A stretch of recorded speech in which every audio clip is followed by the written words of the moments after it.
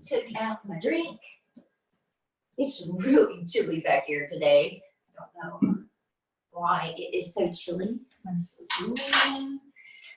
my little perfectionism has to be taken care of. I swear I've got to learn how to edit these videos because it's constant boob shot in all my yoga videos. Good morning, everyone. So, excuse me while I just let my heater blow on me right now. So my yoga space is built on a room to the rental house that I live in. And so there's like no subflooring, there's really not any insulation or anything. So this back room gets a little chilly and think about leaving the heater on last night. So excuse me while I shiver like a little chihuahua. Today's lecture is about stress and how to manage it. So what I want to do is I want to talk about how it affects your body, what is it,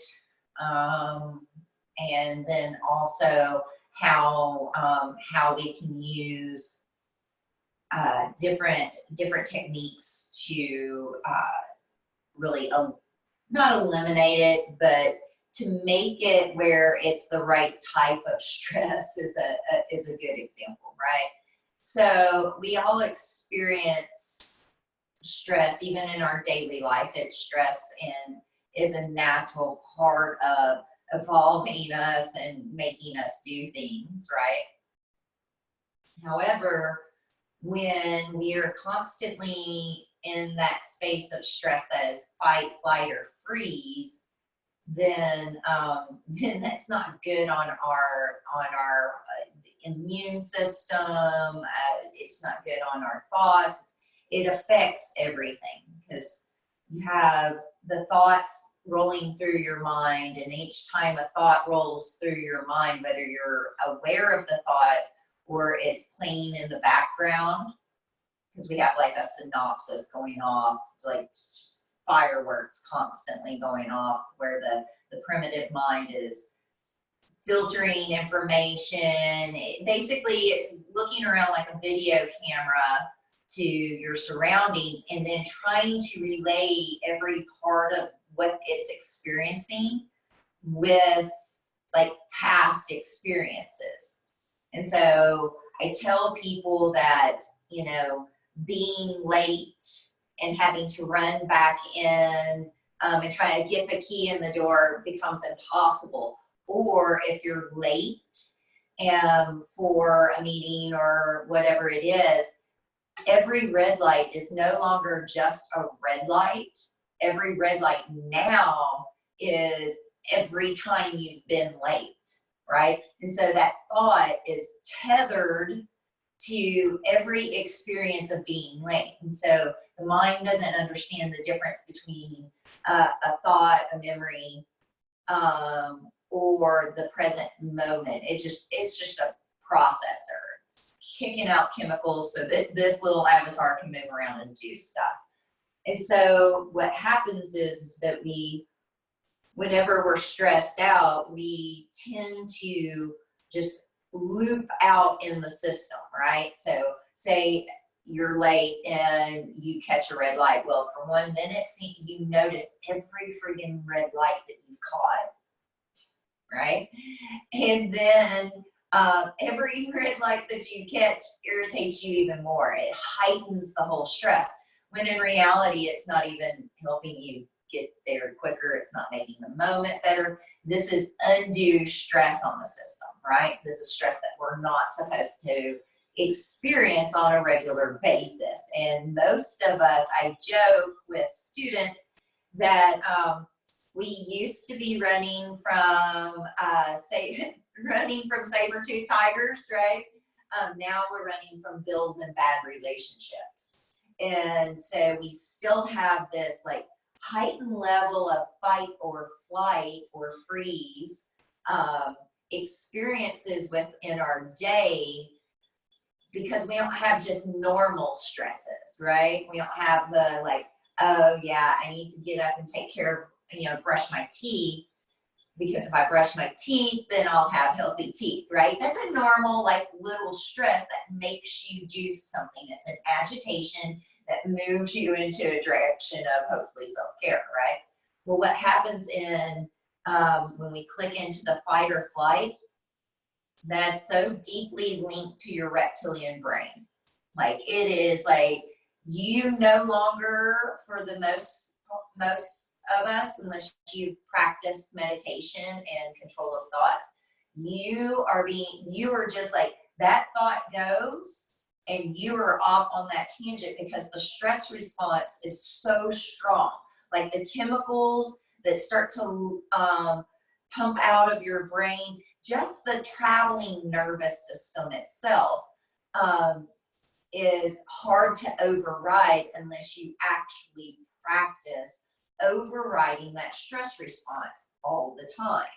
And so what'll happen is, like, something will happen, something spins your world out, and all of a sudden you're Chicken Little and the sky is falling at every scenario. Or even worse, what we're experiencing right now, which is deeply, deeply embedded into, like, our safety net.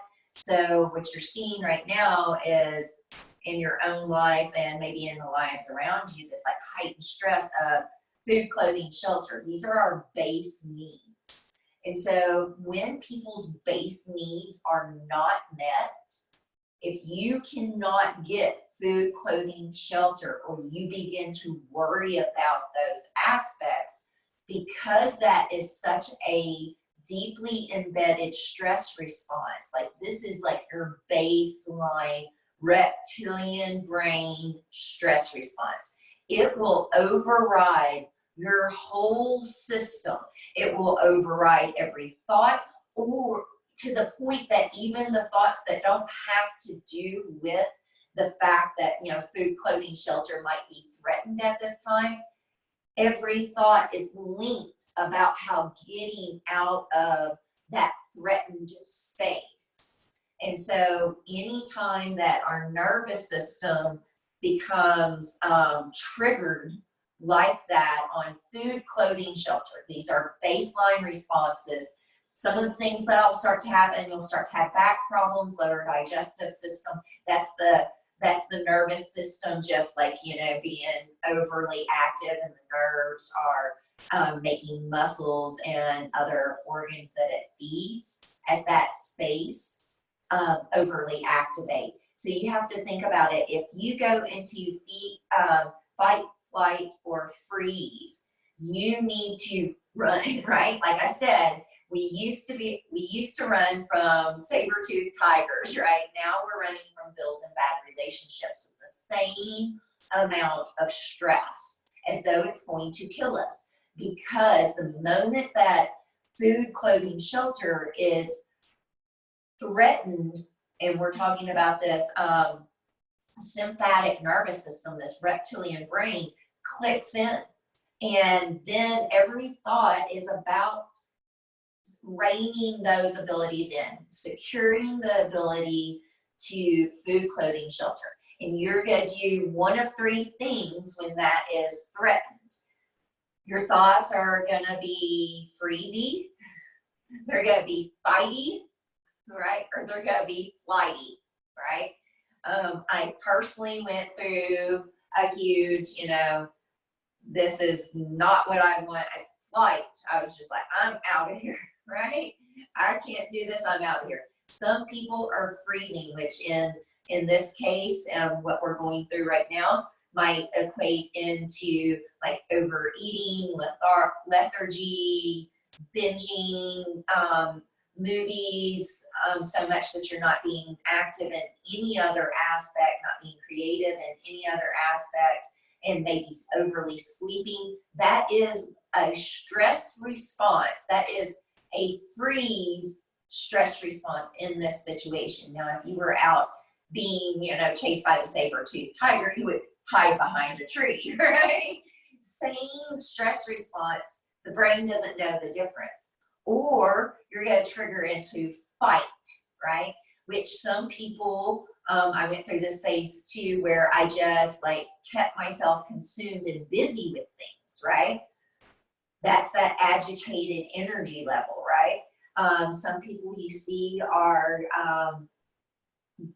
protesting the shutdown or the stay-at-home orders right now. And so I beg of you to, as much as it irritates me to understand that they are working off of a reptilian brain.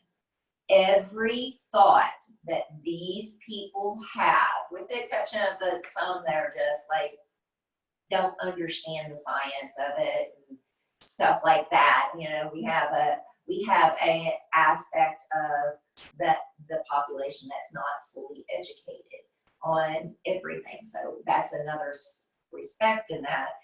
But if you are worried about food, clothing, and shelter, those thoughts are going to pervade everything. And how do you handle stress, and how is this going to trigger you, right? Are you laying in bed and eating all the time? Or are you out overly working, or now protesting and fighting against the information that is needed for you at this moment? Or are you fleeing?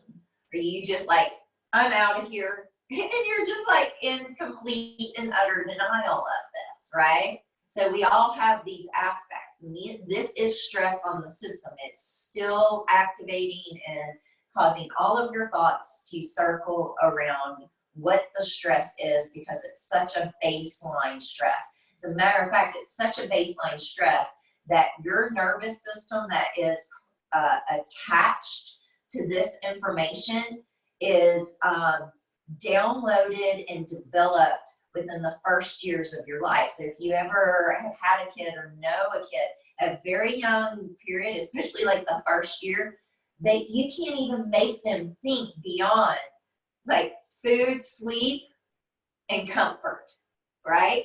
Their brains don't work on anything else. And we all still have that pattern embedded within our psyche, within our nervous system, within ourselves. So that's the what's going on. How do we get past that? And last night I had a wonderful experience with a bunch of friends on Zoom, and that's probably why I'm a little sounding like a jazz singer this morning. That, just lots of laughter, just raucous silliness and stuff. But what I got from that is a couple of things. A couple of reminders is that, we need to be aware of this. So if we're aware of what's going on, we are in the frontal cortex, right? And so if we're in the frontal cortex, that means that our brain is sending synapses and sending electricity and thoughts to the front, the more civilized part of our brain, rather than letting it reside in the reptilian brain where the stress response is, okay? So it's proven that experienced meditators can actually grow their frontal cortex up to 25%. That means that when you have these automated, when you have stress responses, they aren't so automated into the reptilian brain. They'll actually circle around to civilized thought first, right? And see, like, do you really want to flip that guy off that just cut you off on the road? Or do you want to realize that, man, he's probably so stressed about getting to work, that he's going through that every single time he's been late for work, right? He's not even going through that very moment, right? And so we have to be very aware of this now moment. Beyond just being aware of every now moment, why this one? Because this is a global shift. This is a global pause. This is something that our modern day society has not experienced And I think that, I think that it could be good for us. I see how in all the chaos, I can see the gifts because I've stepped out of stress response. And so now I'm looking, okay, why am I experiencing this into the world? Rather than, why is this happening to me? Why am I experiencing this into the world? And then also, being aware of this, I talk about not focusing on the problem, but focusing on the possibility. So if you're circling your mind around the problem, your mind is just circling the stressful thought, right? The thought itself is triggering your hypothalamus and your pineal gland and just like dumping cortisol into your system, dropping your serotonin levels because your digestive system isn't working as well. So all these chemical processes are happening that become a domino effect. And you have to stop it as a civilized person and take a hold of what the natural chemical processes are doing just off of thought. And so by stopping thinking about the problem, you're actually stepping out of fight or flight and going, oh, the stressor's there, what's possibility, right? And possibility happens as creative thought, and that is a frontal cortex thought, right? And so rerouting that. Another thing that you can do in these situations to negate some stress is give. And I know a lot of you people might not think you have anything to give, and you definitely might not have anything monetary to give. But it was a discussion that we've been having, and it's something that an early teacher taught me, is that he told me money was paper energy, right? And energy never dies, and energy is always transforming and moving, and energy cannot be static, right? Like, it's just the nature of it. And also, if you think of money as like a conduit that you need to keep going to get it back to you, then you're going to find little places to give to someone else in the circuitry. And my friend Holly had such a beautiful way of explaining it. And so money could be like a field of possibility. We've talked about like what reality is, this like field of possibility, right? And this wave pattern. And if you can imagine, we're all ships on an ocean trying to go somewhere. And if you'll give like your neighbor just a little bump, that can like propel them, and then the ripples from that little bump will spread out and start to bump everyone else going. But if we are staying in this space where it's like the stagnant hole, no one's moving, right? And so find something small. I don't care if it's a moment, if it is a service, if it can be something monetary, even, $1 to someone else that you see like, oh, I could help their momentum today, even with that. And that's the same processes on how we engage people. Are we engaging them where we're kind of bumping their boats forward with our words, if our energies of all kinds, not just paper energy, right? And my early teacher told me basically that money was paper energy, and if you put it in your hand and you close your hand around it, then it can't escape, and nothing can get back in, right? And you can think about this in the same way of anything that you want in your life. If you want more friends, you need to be more of a friend, right? You need to give that out into the world. If you want to feel successful in your life, you need to try to give success to people around you. They've done studies where when they dissected movements in the world, like, you know, like world movements, like the Me Too movement or something like that. It's usually the leader that starts it and is up there saying, hey, hey, hey, hey, look at this. But what it is it's the secondary person that comes in to support the leader that actually ends up drawing everybody to that leader.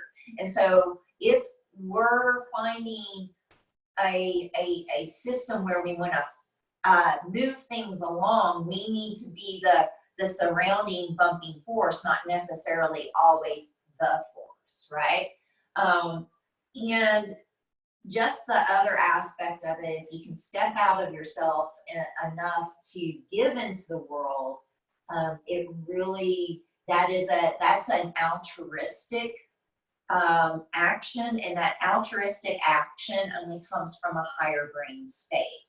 You can only think altruistically, think about everyone else when you get out of those base needs. And so unfortunately, back again, why we have some people reacting so strongly is they are so embedded into personal base needs in their life that they can't get past and get to the altruism because they haven't mentally and spiritually trained themselves to on a regular basis. And what you do find is that people who tend to be in charities, whether it's a church charity or a food bank or something like I'm involved with Burners Without Borders, these are people who have trained themselves to be altruistic at the highest states of stress, right? Which ultimately feeds their chemical system, right? Because it's keeping them out of that reptilian fight or flight brain that's just dinging that penal gland, right? And so those are two simple ways to manage stress. And then the third is breath work. Breath work, I know us yogis just talk about the breath all the time, right? Breathe, breathe, breathe, breathe, breathe, right? The breath work is the number one thing. I tell people, if you aren't breathing, you aren't doing yoga.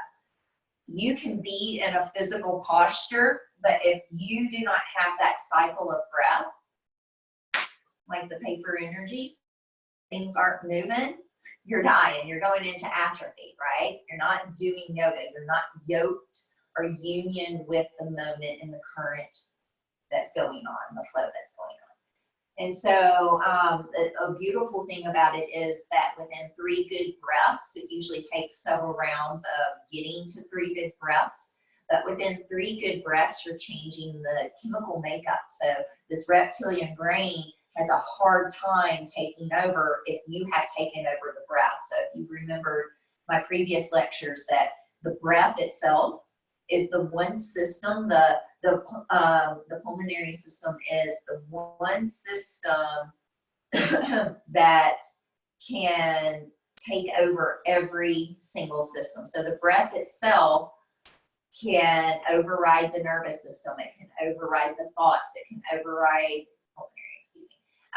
it can override the heart rate, it can override the digestive system. And so if we can get a container on the breath, we can actually stop the stress response. So that's like my little stress response lecture on basic things that you can do and why and what stress is, right? So if you have any more questions, I plan on I do lectures just about every morning at 9 a.m. This is my heart's desire. I've always wanted to help people go through and make it on the other side of trauma, because I've made it myself through extreme traumas in my life and post-traumatic stress and all those things. And I've learned to come out on the other side where I can move through my world with a fraction more awareness than I used to, and a fraction more peace than I used to, and every little bit counts. right? And so if you're interested in lectures, if you're interested in one-on-ones to help you through this time, help you through all your times, really figure out on a scientific basis on how you can handle just even day-to-day life, then let me know. And those of you on Facebook, I will see you again soon. Those of you who joined me for live lecture and class, I will be with you in 2 seconds. Let me set all this up. Oh, it's so cold back in this room. All right, guys. Much love. I hope you enjoyed.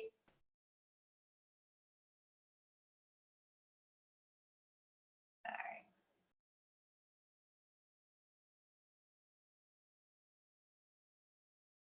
I think I'm good here.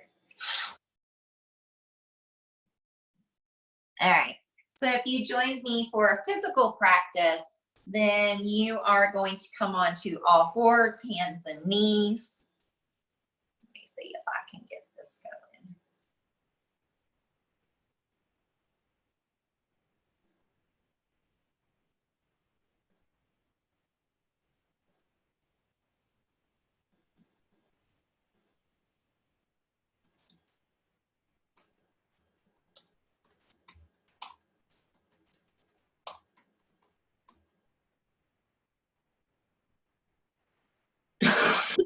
Excuse me.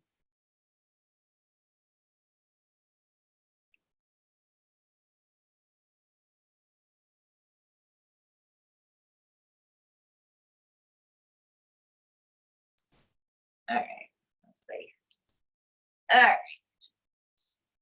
So we are going to go ahead and, if you're not on all fours, hands and knees, go ahead and come to that space. So I have to clean everything out.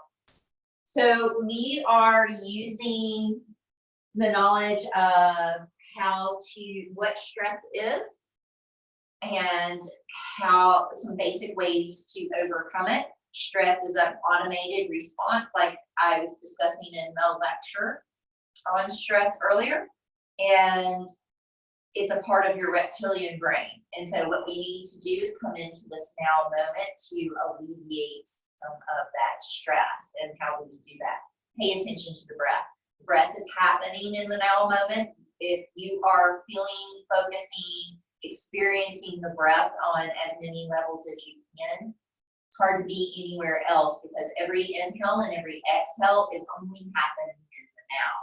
And so if you're having a tough day, if you're having just a little bit of lethargy, where you're just not feeling it, if you are overly active and just stressed out, if you are just done with it all, wherever you're at, come to that breath. So you'll start to hear the breath in the background. As you exhale, you'll round the spine, and you'll feel that nice stretch, not only in the back of the neck, but in the low back. I know we can round through the upper back, but let's articulate through the other places in the spine.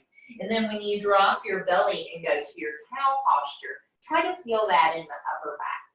And so move with the breath. As you exhale, you'll round. As you inhale, you'll drop the belly. So you're going to go back and forth, in through the nose, out through the nose. And anytime you want to become a little more flowy, a little more organic, and start to circle the hips, the shoulders, the neck. And so we were talking about, as you move around here, and just really enjoy the moments of articulating through the shoulders, the hips, the spine. And so if you watched or were with our lecture on stress itself, stress is an automated response. We used to run from saber-toothed tigers. Now we're running from bills and bad relationships. And so the brain doesn't know any different. It thinks that it's the same type of stress. And so the main way to get out of that is to focus on the now moment, to utilize the breath, and to be of service, right?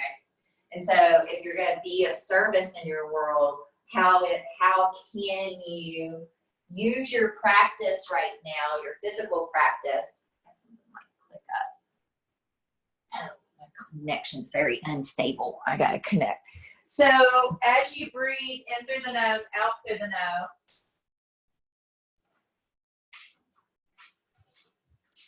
I forgot to hook up my other cable.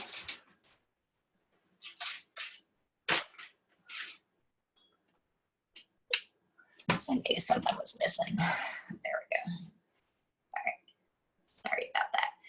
We might end up into a little bit of a down dog. So I'd like you to tuck your toes, lift your hips, pedal your feet, wag your tail. All right. And so just find some movement there. I'm going to adjust my camera since I had to plug everything in. My bad. Thank you for your patience. All right. And so as you move around in your down dog, you might like, oh yes, lift one leg and then lift the other. Now you can continue on in this down dog. You can go back to all fours into your cat-cow, or if you just need a break this morning and you need to go to child's pose, you're on your knees, your big toes are together, and your arms are stretching forward. Your forehead is resting on the ground somewhere between your hairline and your brow line. And so as you extend through the breath, whether you're in down dog, whether you're in cat-cow or child's pose, take a moment to truly follow the breath, like follow it as it comes in through the nose, back to the throat, fills the lungs, pauses there, watch it as it reverses out. It takes 3 quality breaths. And why my internet is being a jagged pill. It takes 3 quality breaths to change the chemistry of your body. So as you breathe here, can you pay attention to 3 breaths completely without thinking about any other thing for 3 breaths? It's actually kind of hard. And so if you're new,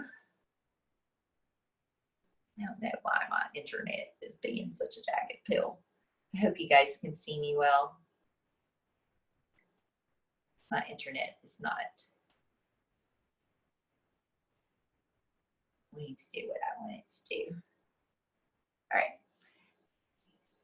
Why is my connection unstable? Sorry guys, it's internet stuff. learning to do things on my line. All right, so paying attention to the breath. See if you can do 3 more breaths.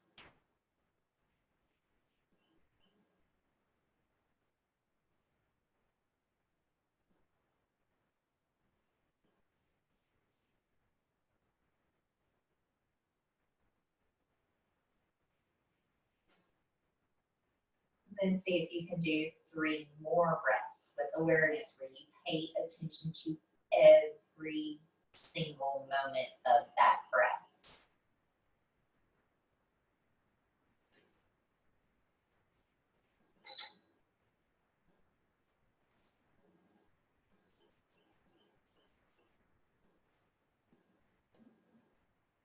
Wonderful. If you are in child's pose or cat-cow, let's everybody find your down dog, and we're going to walk our feet to the top of the mat. Once you're at the top of the mat, you're going to bend your knees generously and roll all the way up to standing, rolling your shoulder heads down and back. From here, we're going to go into our practice. Those of you who have been practicing with me have been doing pretty much a Ashtanga type inspired practice, and I hope you enjoy that as we go through the practice. So standing tall at the top of the mat, maybe close your eyes for a moment, look down to see that your second toes are at 12 o'clock. Right? Feet are 4 inches apart. Sorry.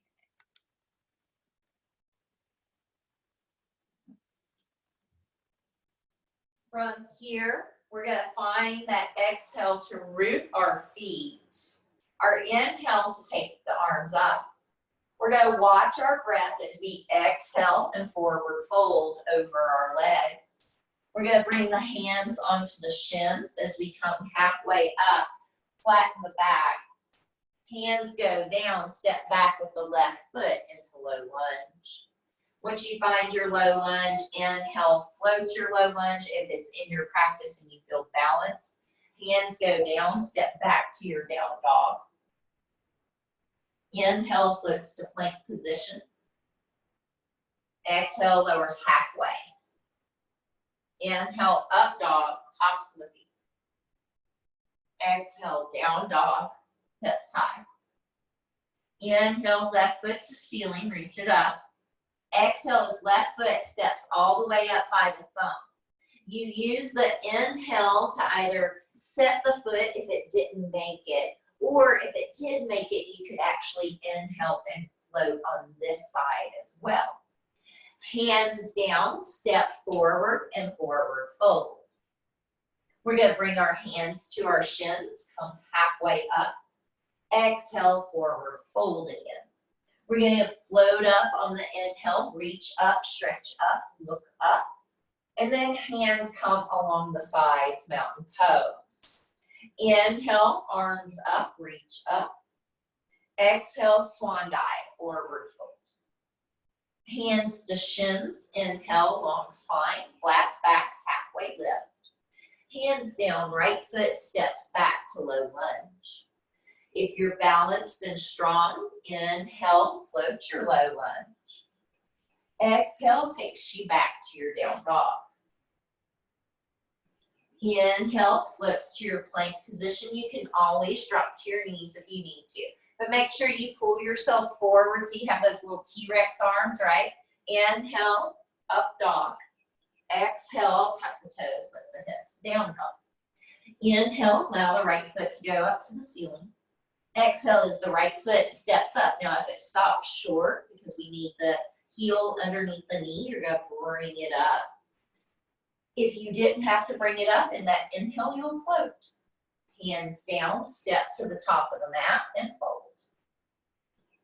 Hands come to shins, inhale halfway up, flatten your back. Exhale, forward fold. Inhale all the way up, reach up, stretch up. Exhale, hands at the sides, mountain pose. Again, inhale, arms up. Exhale, swan dive, forward fold. Inhale, halfway lift. Exhale, hands down, left foot steps back to low lunge. Inhale, float your low lunge if it's in your practice. Exhale, hands down, step back to your down dog, hips are high. Inhale, floats to your plank position, lower halfway on your exhale. Inhale, up dog, tops of your feet, thighs are lifted. Exhale, down dog. Inhale, left foot to sky. Exhale as left foot steps by left thumb. If you gotta drag it up, do that within that inhale, or you can float. And back foot comes forward. Exhale, fold into the legs. Hands to shins. Exhale, fold over again. Inhale, lifts all the way up. Exhale, hands at the sides, mountain pose. Inhale, arms up. Exhale, swan dive. Hands to shins. Exhale, hands down, right foot steps back.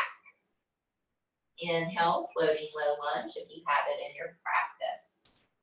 Hands down, step back to your down dog. Inhale, flips to your plank. Exhale, lowers halfway. Inhale, up dog. Exhale, down dog. Inhale, right foot high.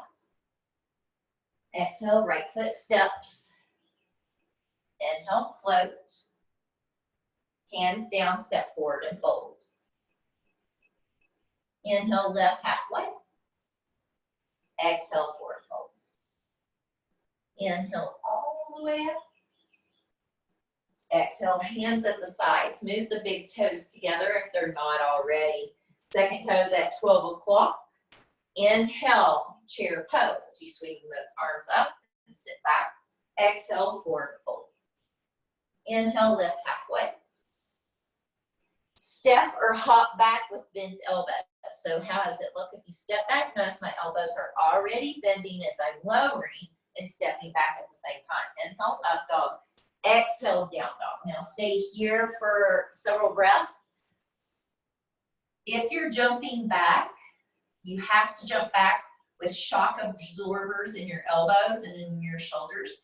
So learning to step back as you are bending the elbows will create a muscle memory, right?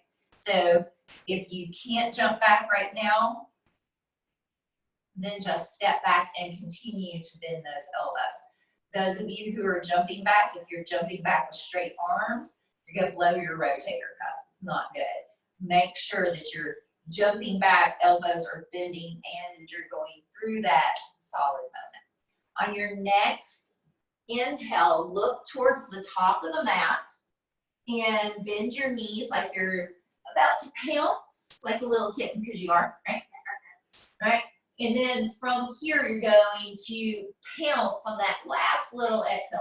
So if you can come right there to the top of the mat, maybe even land with toes together, and inhale right into that halfway lift. Exhale, forward fold again. Inhale, chair pose. Mountain pose, hands at the sides. Wonderful. Inhale, chair. Exhale, fold. Inhale, left halfway. Exhale, step or hop back, chaturanga. Inhale, up dog. Exhale, down dog. Stay there, breathing in through the nose, out through the nose. Inhale, 1. 2.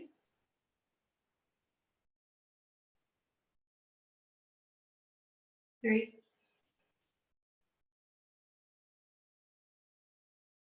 Inhale, 4, look forward, bend the knees.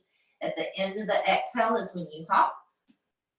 Right into your baby boot, halfway lift. Exhale, fold. Inhale, chair pose, swing those arms up. Hands at the sides, mountain pose. All right, guys. From here, I'm going to turn to you so you can see. We're going to step our feet about hip distance apart, which is a little wider than our 4 inches stance of our initial sun salutation. And then that second sun salutation that we just did, big toes are together. So if you can take a good step out for me, you're going to grab your peace fingers, little scissor fingers, and slide them in between the first and second toe, and then wrap and grab that big toe. As you grab that big toe, push the toes down into the mat, all 10 of them. Use the elbows as they flare out to the side to pull yourself down towards the mat. So back of the neck is long. Feet are pushing the floor away. Shoulders are moving up towards the hips. Breath is moving. Your gaze is on your navel. So inhale, 1. Inhale, 2.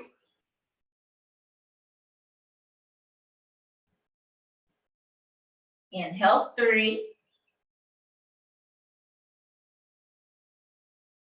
4. Inhale, 5, lift halfway. We're going to take our hands, palm facing up, stuff it underneath your foot so that your toes, you need to look over here. See how my toes are all the way up to those little wrinkles in my wrist, and I can use my big toe to push into, the big toe knuckle actually, to push into the pad of the thumb. And so as you do that, push, give your wrist a little massage with those toes, and then do that same thing again where you're pulling your head down, you're lifting your inner thighs up, you're hollowing your low belly, breathing here for 4, 3,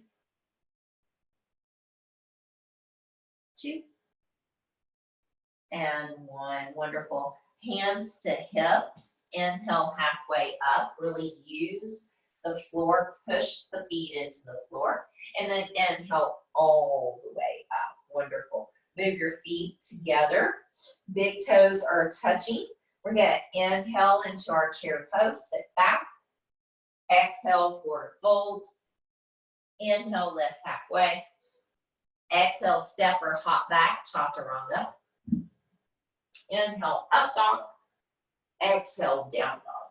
Wonderful. Inhale, 1, 2,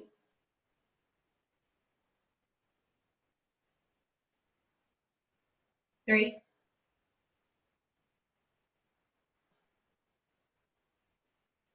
4. And exhale, jumps right into the inhale of your belly, and then exhale. Big toes are together. Inhale, chair pose. And mountain pose, standing tall at the top of your mat. Turn to the right side of your mat, stepping out with your right foot in a large step. We're doing giant step. Arms are out. You should be standing underneath wrists. We're going into warrior 2 on the right leg. You're going to pivot the right foot to the back of the mat, or to the right end of your mat. You're going to gaze over that right hand, breathing in through the nose, out through the nose. The front thigh is working towards parallel. The knee is over the shin. Can you feel that breath? Inhale, 1, 2,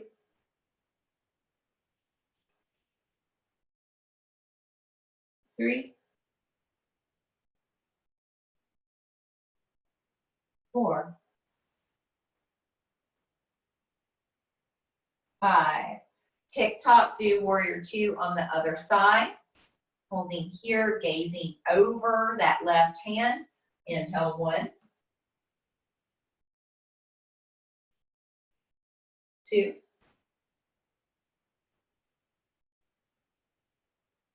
3,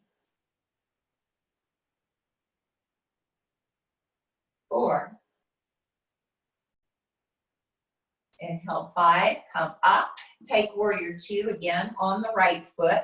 We're coming into side angle. Either the forearm is on the thigh with the top arm winging over the ear, or the hand is on the floor or blocked to the outside of your right foot. Gaze is at the fingertips. Can you feel the breath? Inhale, 1, 2, 3, 4. Use this next inhale to come up. Let's do the exact same pose on the other side. Once you find that pose on the other side, the hand goes down, the right arm goes over, or if you took forearm on the thigh, please do that here. Inhale, 1, 2, 3, 4, and 5. Inhale, come up. Tick-tock the feet, warrior 2, right leg. Hands into prayer. We're taking this left elbow over the right thigh. So I have warrior 2 feet, but really like crescent twist body. If you need to breathe, lift your back foot. So if you need to lift your back heel to take some tension off the knee, do so. Inhale, 1, 2, 3, 4. Inhale, 5 comes up. Exhale, 5, tick-tock. So exact same pose, other side. Bend that left knee. Get the right elbow over it deeply. In through the nose, out through the nose. 4,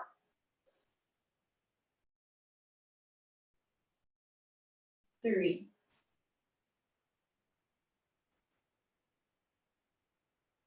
2,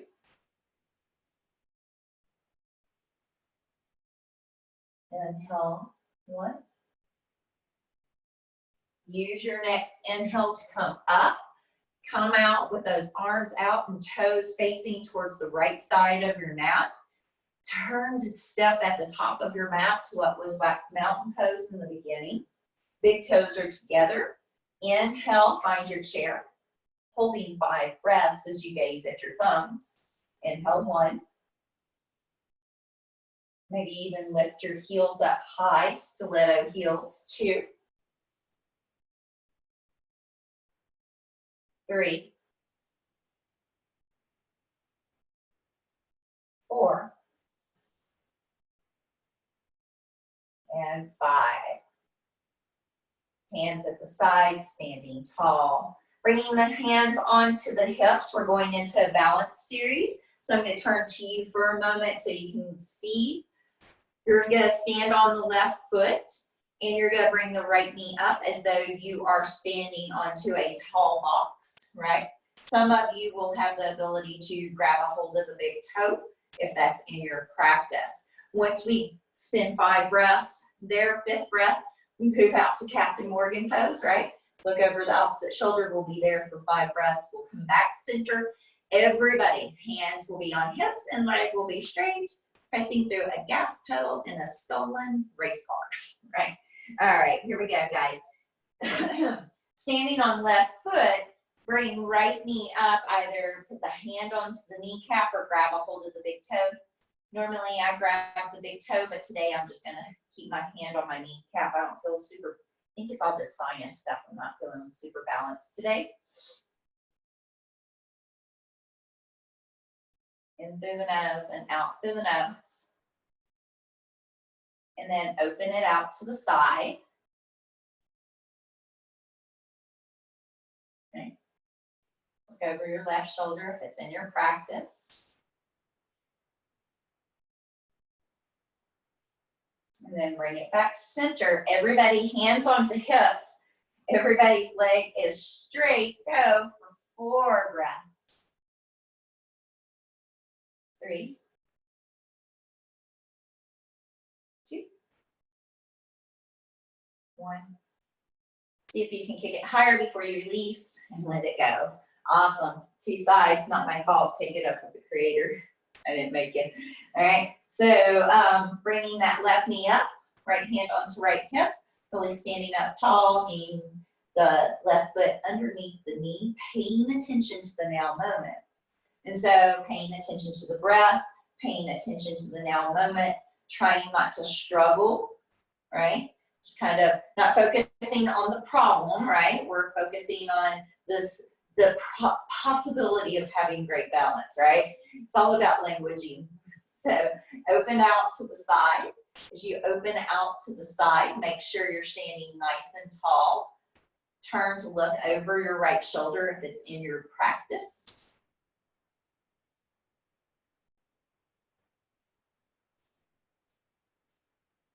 And then wonderful. We're all going to bring it back center. Hands are onto hips. Leg goes straight. You point through the toes for 4 more. 3.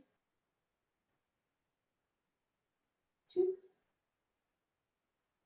And keep it higher before you let go. And 1. Shake that off. Wonderful. All right. So go ahead and move your head, your neck, your hips, your shoulders around for a moment. You're going to come to the top of the mat if you're not already there. Big toes are together. We're going to find that chair pose again. Inhale, chair. Exhale, fold. Inhale, lift halfway. Exhale, step or hop back. Inhale, up dog. Exhale, down dog. Wonderful. From here, I'm going to ask you to step or hop in between your hands to a seated position. So just come to a seated position. Nothing too fancy-dancy, right? If you have blocks, use blocks. If you don't, it's not necessary. I'm going to demonstrate once with blocks and then once without the blocks. It's just harder without the blocks. It's just all there is to it. So I'm turning to you so you can see. We're going to sit up nice and tall. We're gonna find our legs are lifting. We're in our boat position. And then the blocks are along the sides of the thighs, right? So not along your butt, but a little forward.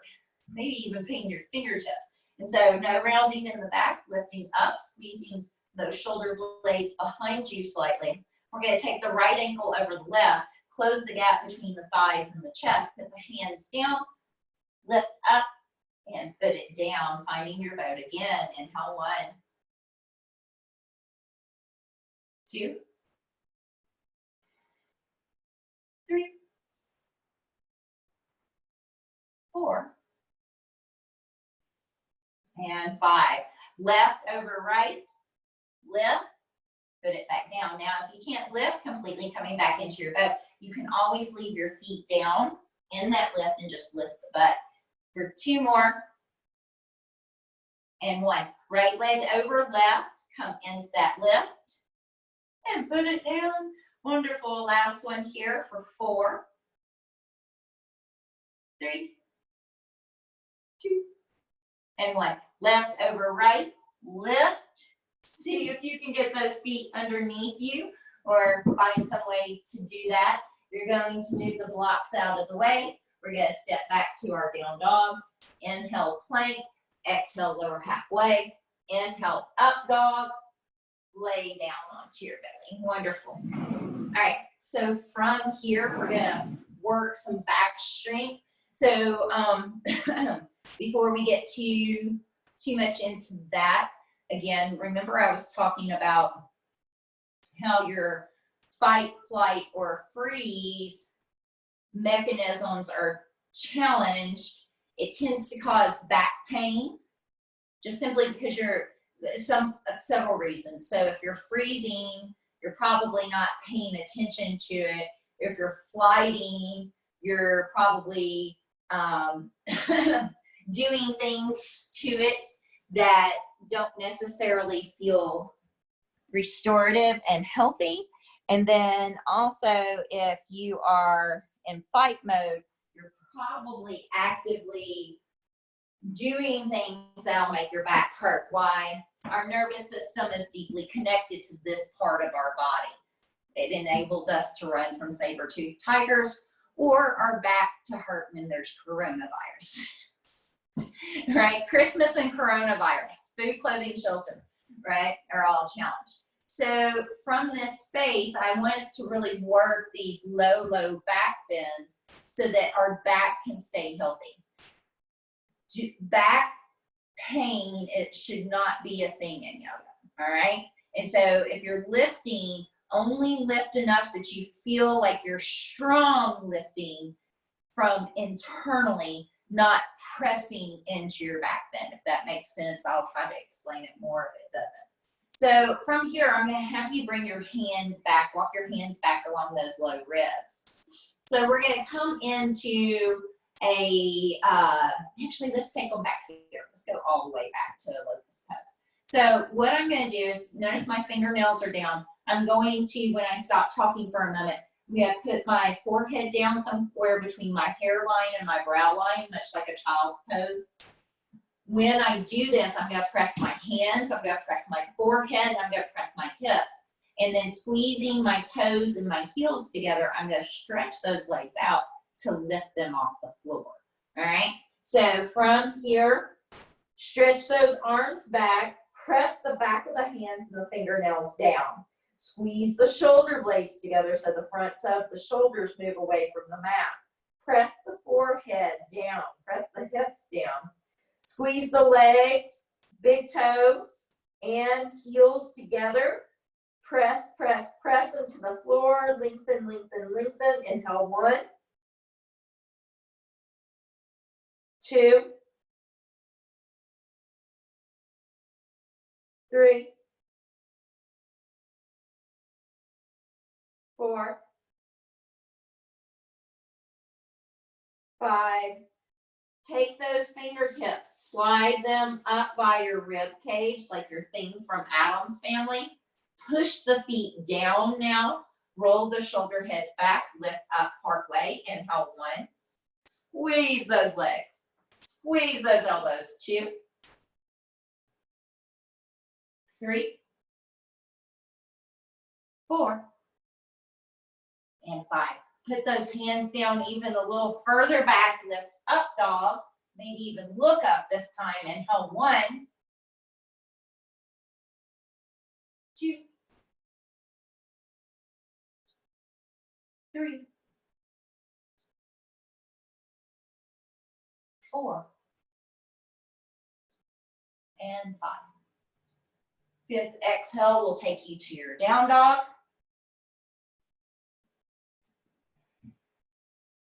Inhale, float plank. Exhale, lower. Up dog, inhale.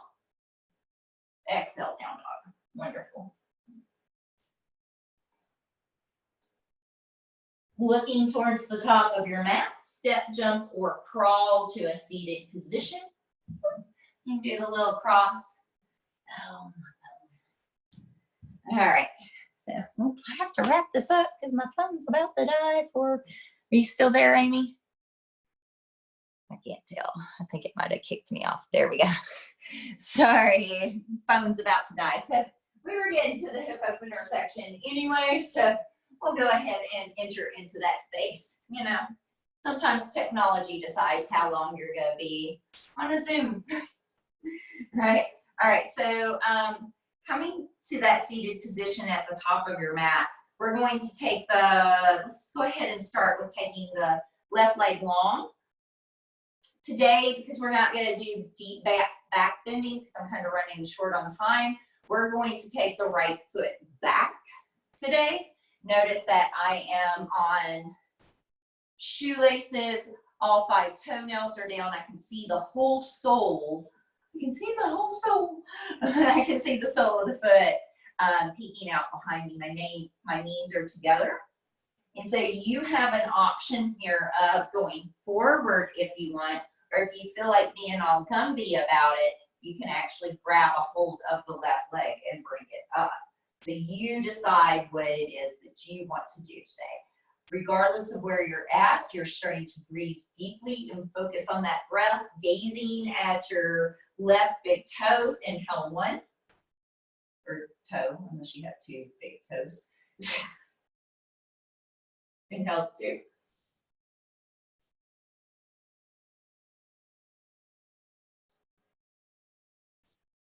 Inhale 3. Inhale 4. Inhale 5. See if you can take that face to the shin. Exhale, bring the left shin in front of the right. Put the hands down. Let's see if we can lift off the floor with no blocks and put it back down. Why not? Right? All right, and so we're going to do the same thing on the other side. Typically in Ashtanga, and I change this class up daily, you would kind of jump back and chaturanga, up dog, down dog. Some days we'll do that, some days we won't. So go ahead and bring the left foot back. It's in half hero's pose is what that's called. And then we're going to take the other leg. So if you came forward on this side, you need to come forward on the other side, right? Mirror imaging everything. Checking this left side. Left side's talking to me a little bit today, so I'm going to be kind to it, right?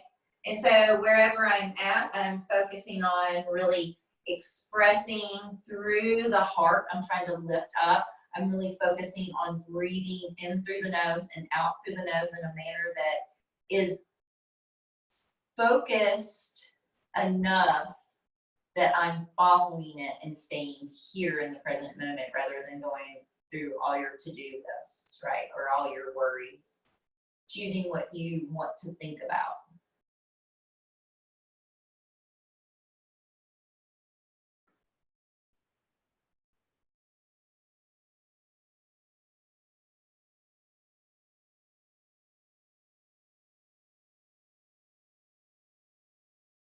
Wonderful. We're going to release that. Bring that left leg around. We're going to cross the right over the left. The hands go down front of the hips. You're going to lift up and put it back down. This time, I'm going to ask you to bring the right heel, let me turn to you. Bring the right heel somewhat underneath the left butt cheek so that the right knee is pointed straight forward. You are going to bring the left leg over to the thigh side or keep it at the shin side, whatever side the foot can be flat. From that space, I'm going to ask you to take your right arm, lace it over the knee. Take your left hand, don't put it on the floor to twist. Use your core to twist as you put your hand on your low back. Turning over your left shoulder, inhale 1, 2, 3, sitting up taller, 4, inhale 5, turn back around. We're going to take left ankle over right, hands are down and forward, lift and put it down. Other side, mirror imaging, wherever your foot was on one side, you want to have it on the other. You'll also want the foot flat. Bringing the left elbow over, taking the right hand onto the low back, lifting your heart and gazing over your shoulder. Inhale 1, 2, 3, 4. Inhale 5, turn back around. Right ankle over left, hands forward, lift, and put it back down. Wonderful. From here, I'm going to ask you to go ahead and let's take the left leg long. Let's take the right heel up into the groin or into the inner thigh, whichever one serves you today. Coming forward, even that right hand can come behind your back as you come forward. Inhale 1. Inhale 2. Inhale 3. Inhale 4. Inhale 5. Lift halfway. Exhale 5. Bring the left ankle over the right. Inhale, lift, and put it back down. Same exact pose, mirror imaging on the other side, right? And then coming forward. Inhale 1. Inhale 2. 3. 4. And 5. Inhale, lift halfway. Exhale, right ankle over left. Inhale, lift, and put it back down. Wonderful. We're going to go ahead and close out today's class with a little bit of meditation. So if you want to lay on your back, if you want to settle into your Shavasana pose, any little spinal twists that you would like to do those here. If you have some extra stuff that you feel like you need to work out, do so. But realize that we really just took time to integrate our pelvic floor so that our low back is healthy and kind of moves through some strong balancing hip openers. So beyond a little bit of a spinal twist, you should be fairly balanced, right? And so finding yourself in Shavasana, laying onto your back. And so we were talking earlier in the lecture part of this class about what stress is. So as you wiggle all the last little bit of tensions out in your body, lay down onto the mat.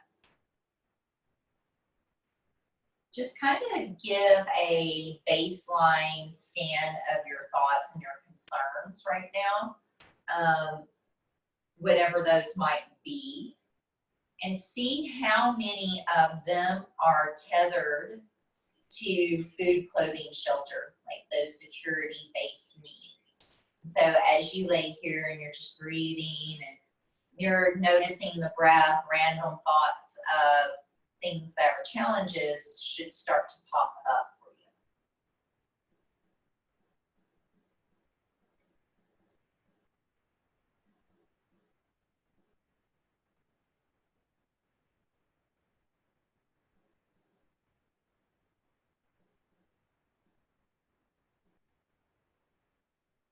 Just give them a label. Are they food, clothing, shelter? Are they something else? Just get an idea of how many thoughts that regularly circle in the back of your mind are this like primitive stress response. Just a little checklist.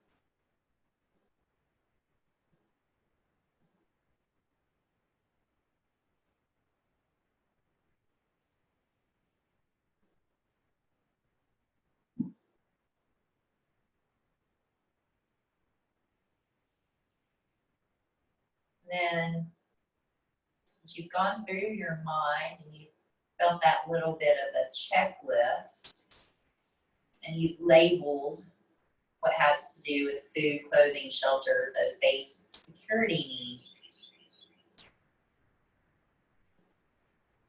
let go of the thought necessarily, right? Don't let it kudzu and spiral off into 1,000 other thoughts, but really feel in your body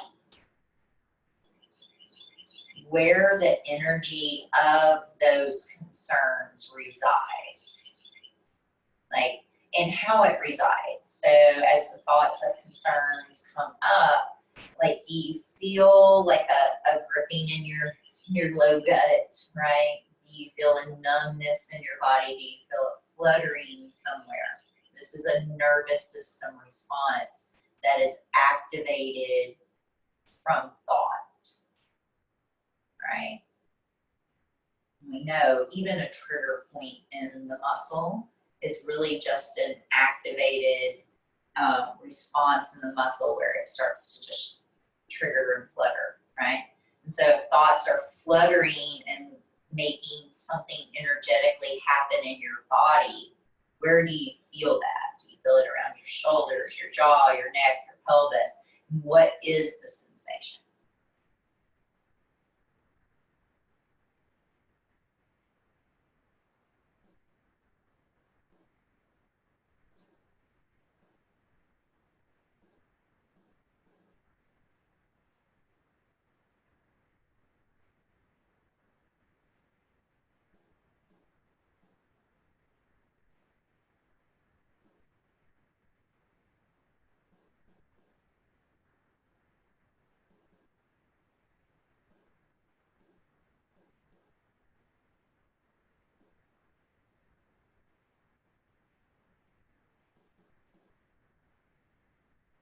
Now that you've identified those spaces, can you drop the concern, the worry, that stressful thought, and meditate on what possibility? And I know some people are having a hard time even imagining remotely any type of possibility in this time of challenge, right? I understand that. I'm right there in the same boat with you. I own a yoga studio, right? However, what possibilities could there be there? So I'll give you an example from my own personal experience. You know, I have yoga studios that are completely shut down right now without a real feeling that they're going to be open anytime soon again due to the virus, right? So I can circle that thought and that worry and that concern in my mind over and over again, and then let every thought attached to that spiral off. And with each added thought, I can feel worse and worse and worse, physically, spiritually, emotionally, right? Because my body's going to feel it, my mind, my endocrine system, everything is going to experience those worries, those concerns. Or I can think about the possibilities. The possibilities are that I can potentially be able to be a conduit or a teacher or a guide to a lot more people than are just in my immediate studios. I'm now online and I'm reaching out into the ether, out into the world. And that could be a good possibility. That could be something new and something that I believe that my teachings could help people, right? So I can either be caught up on the problem or I can be caught up on the possibilities. And so what are your possibilities right now? What could you possibly do if you knew you wouldn't fail? What is your heart's desire? Where is the world kind of guiding you to go now? Don't argue with it. Like really submit into what would feel good to be and do and experience in this world. Instead of this trudging feeling that you just have to get through life, how could you live while you're here?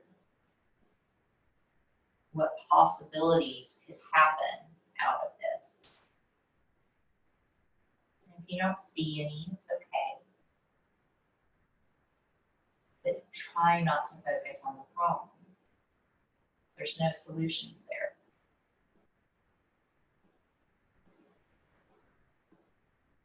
And so feeling your own innate potential.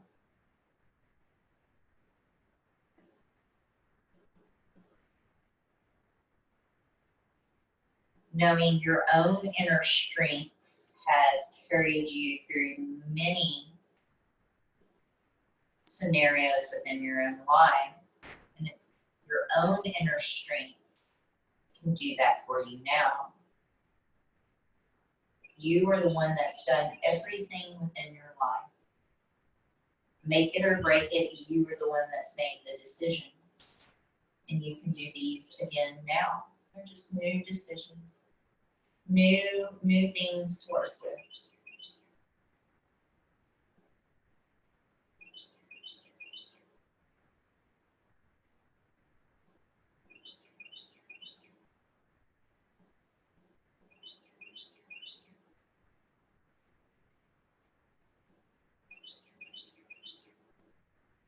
And then lastly, we focus on the breath.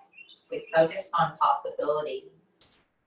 The last thing to alleviate your stress is what kind of good can you do in the world today?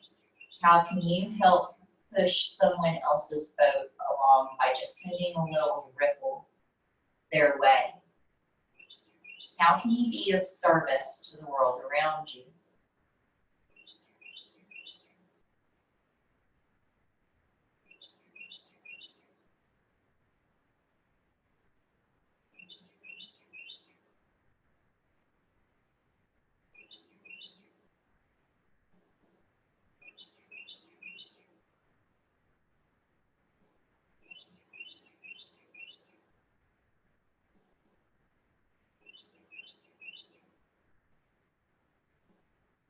And so seeing yourself being of service to people in times of need, seeing that energy within you moving up to altruism, moving out of that reptilian brain, out of that sympathetic response, and moving your mind up to the place of the heart, up to altruism, up, moving the energy toward your frontal cortex where you can see how useful you could be in this world and in this moment. Whatever your gift is, everybody's got one. If you don't have one, make it a magical journey on finding what your gift is.